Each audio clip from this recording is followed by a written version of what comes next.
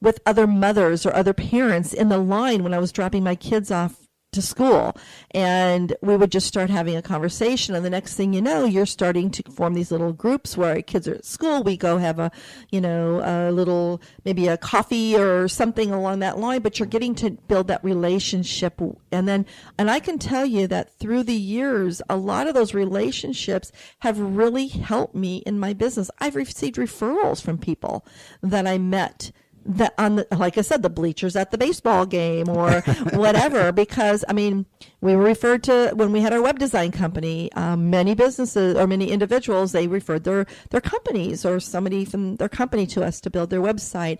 And it was just having a conversation, but we never talked about business. We just, what do you do?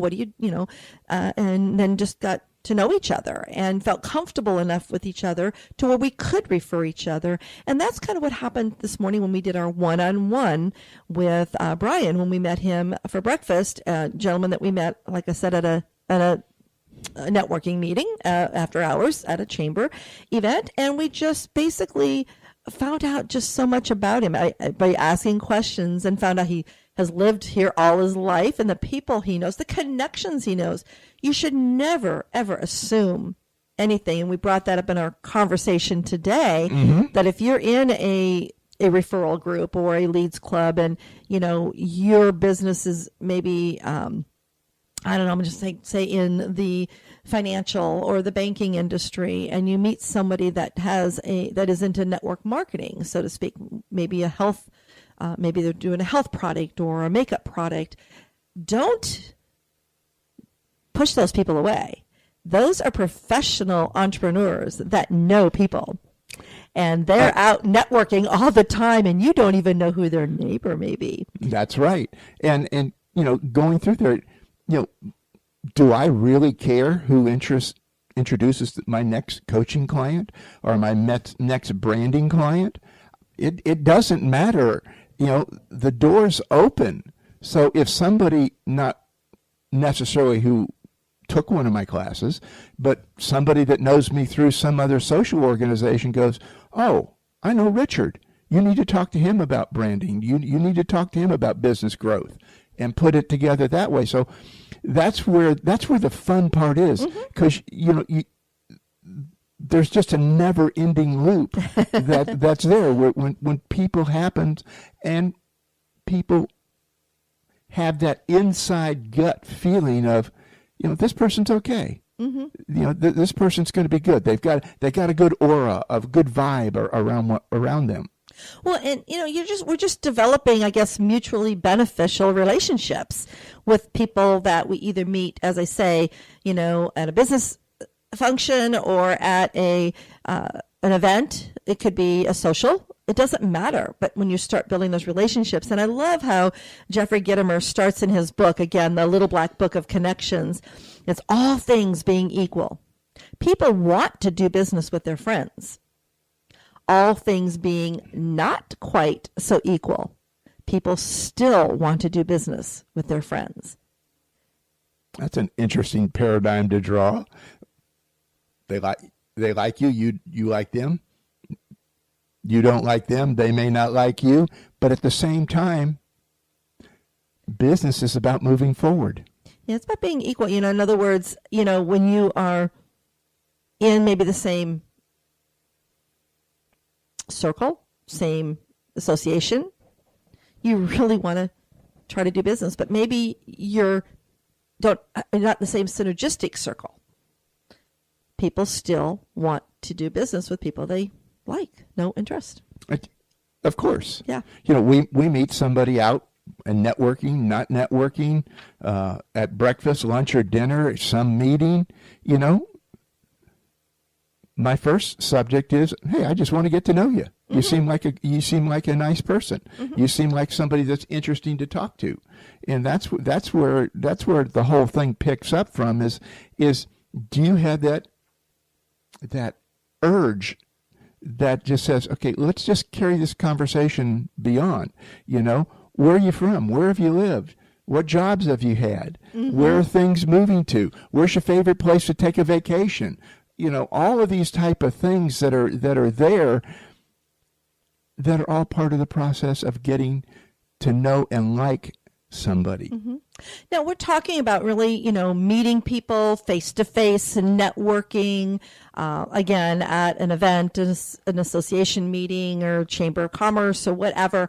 And both these books, The Go-Giver and by Bob Berg, which was written in 2007, and then Jeffrey Gitomer's Little Black Book of Connections was written in 2006.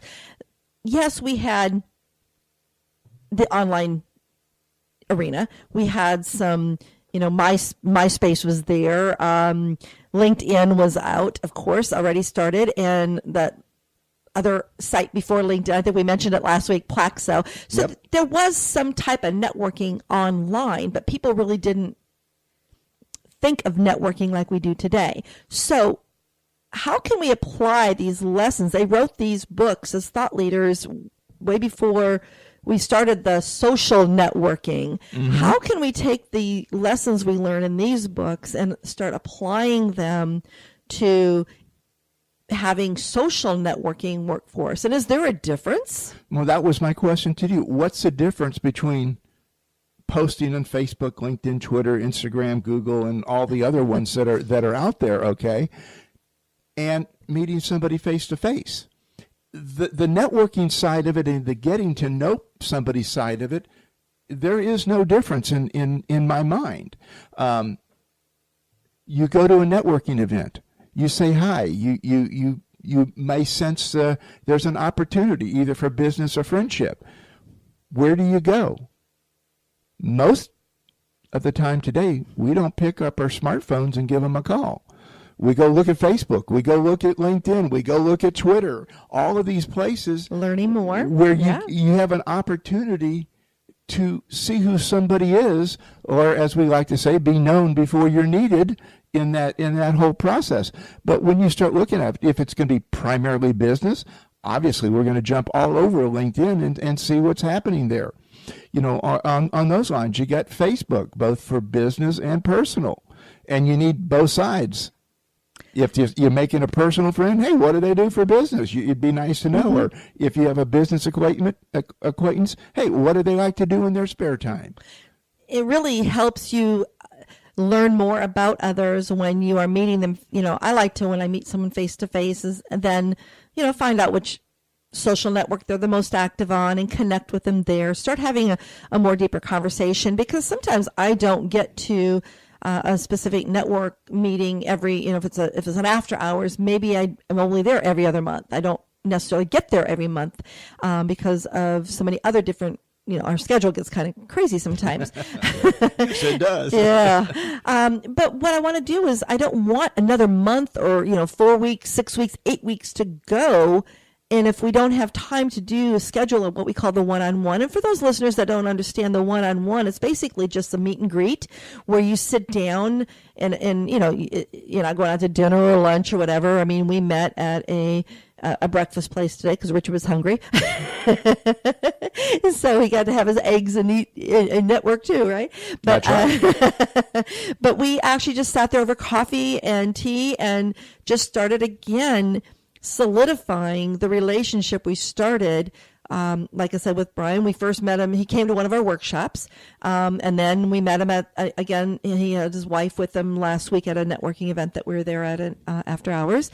And from there, then we met today. So it was kind of the third time we were sitting together and just started sharing. And we learned so much about each other, about his four children, and and the hectic schedule he has this week with school ending and all the fun stuff. And we remember those days. But that's the type of things we spoke about. We started building again a relationship to be comfortable with him, and and he shared some fun experiences, and you shared back, and that type of thing, because you both are really focused on making sure that businesses are growing, and you both have solutions for that. So it could be a great collaboration now. That's another great thing when you're networking. You're not always networking to do business with each other. You're networking to see how you can collaborate, which is the topic of the Business Acceleration Summit, is collaborate with people you meet and take networking to a whole new level. And when you're online networking, social networking, I always like to make sure that I actually, we'll say LinkedIn, for example, when someone requests a connection with me on LinkedIn, and I want to make sure that when I connect with them, I start a conversation. I don't just click accept. I want to know a little bit about them. I go look at their profile. I find out how, maybe what kind of connections we have in common. I want to know a little bit more about what they do, maybe some of their expertises, and bring that into the conversation when you send a message back to them and say, hey, thanks for, appreciate you reaching out and connecting here on LinkedIn. Looking forward to getting to know more about you and networking with you here on LinkedIn. See that you're connected with so-and-so. How did you meet him? Or how'd you meet her? Or et cetera. Now you've put it back in their court, and then they can message back to you. And that's having a conversation online, and it could be someone local. It could be someone out of the area. It could be somebody from any other country in the world. Precisely. But you mentioned an interesting point there, because I think there's a hang up in that process that goes on. Because a lot of people have that difficulty face-to-face or online of saying those words typed out or spoken. It's easy to go through Facebook and hit connect in LinkedIn, or jumped ahead of one, but with Facebook, like or friend or something along those lines. And it's easy to do that because you're not putting yourself at risk. You're just connecting. Yeah, you're just Yeah. So now I get to see some of their posts, or I get to see some of their blogs or anything else that they're putting up there. But the whole point is, in looking at it, it's a beginning. It's a beginning, and every relationship has a beginning. You got that right. And you really want to learn how to just have a conversation with people, because it is hard at times when I know my very first time I went to a networking event with you, and it was a chamber event back in 98 when we first started our business. And, I was always used to sitting and working for someone else.